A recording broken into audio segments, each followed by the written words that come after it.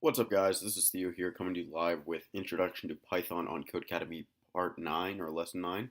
So this one is called Taking a Vacation. So let's hit Let's Go and let's work on this. So I'm going to click Reset My Code and I'm going to go into the first lesson and let me reset this. And we're going to write a function called answer, and this doesn't take in any arguments. Cool. And then let's submit that. What does it say? A function called answer. Oh, sorry, it returns 42. All right, cool. Let's move on. Next one, we want to define a function called hotel cost with one argument, and we're going to call that nights. And then the hotel costs 140 per night. So the function hotel cost should return 140 times the number of nights that they enter. Let's hit submit. Awesome. Let's reset it. And so it says below your existing code. We're going to define a function called plain ride cost, and it's going to take in a string called city as our input. Then the function should return a different price depending on the location. So we're going to say if city is equal to Charlotte, then we want to return, what is it going to do? Let's look. So should below the valid destinations. Plain ride cost. Okay, so if it's Charlotte, it's going to return 183. Then we're going to do else if city is equal to Tampa. Then we're going to return 220. Else if city is equal to Pittsburgh. Then we want to return, let me put in the colon. Let's return 222. And then else if city, well, I guess we could just do an else, and let's return 475. So let's run our code. Looks like plain ride cost does not return 222 when the city is Pittsburgh. Let me see, what did I do wrong? Oh, I spelled it wrong, my bad. Let me run that, cool. Next up, we want to define a function. See our muscle memory. We want to define a function called rental car cost with an argument of days. And then what we want to do is, so every day you rent the car, it costs 40. So say cost equal to 40. Create a variable right there. And so if you rent the car for 7 days, you get $50 off your total. So say total equals 0. We'll initialize it at 0.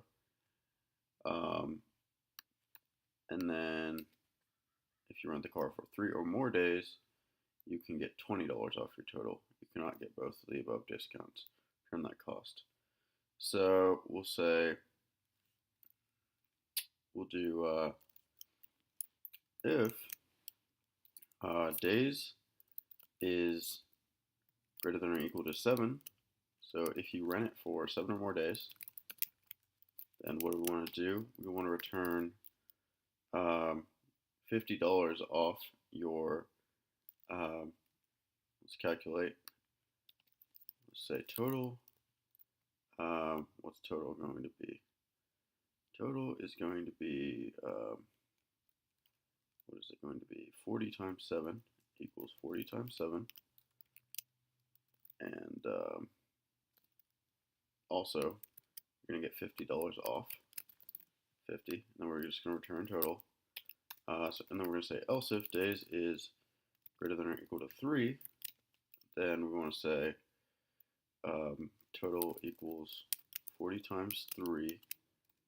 And then we want to subtract 20 from your total, and we want to return your total. And then finally, else, if you don't meet any of those conditions, I'm just going to say total equals 40 times days. Let's return total, and let's run our code. Looks like rental car cost returns 100. Looks like rental car cost returns 100 instead of the correct amount, 140 for 4 days. So it's 40 per day 40 per day, so what did it do? 40 times days. My bad. Let's make this more dynamic. And let's run our code. There we go. Cool.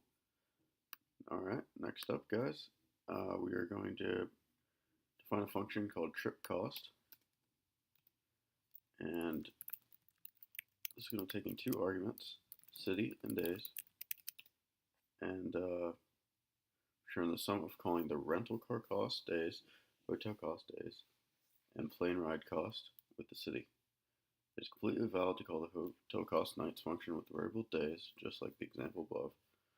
Alright, so what we want to do is declare a variable called total and set that equal to plane ride cost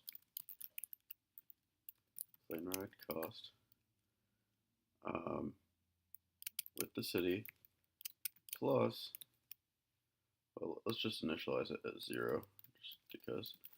Let's say plus equals plane ride cost city plus rental car cost days plus what else do we want? Plus hotel cost, and just gonna put days in there. And let's return our total to the caller. Let's run this. Awesome. And next up, we want to modify our trip cost function definition. Add a third argument, spending money. So say spending money. Modify what the trip cost function does. Add the variable spending money to the sum that it returns. Modify what add the variable spending to the sum. So say plus spending money. Right, let's run that. Cool. Let's reset our code. After your previous code, print out the trip cost to Los Angeles for 5 days with an extra $600 of spending money. So let's call our trip cost function, and well, let me print it. Print trip cost. So it's going to be to Los Angeles, 5 days, and $600 of spending money. Let's run it. So that is it for this one, guys. Next up, we will be doing Python lists and dictionaries. Lists and dictionaries are powerful tools you can use to store, organize, and manipulate all kinds of information. So, guys, that was, let me look real quick. I'm pretty sure that was part 8 that we just finished. So that was, yeah, 2, 4, 6, and 8. So part 8. So I hope you guys enjoyed the video. Make sure to like, comment, and as always, please subscribe and support the channel. It means a lot. So take care and see you guys in the next video. Thanks.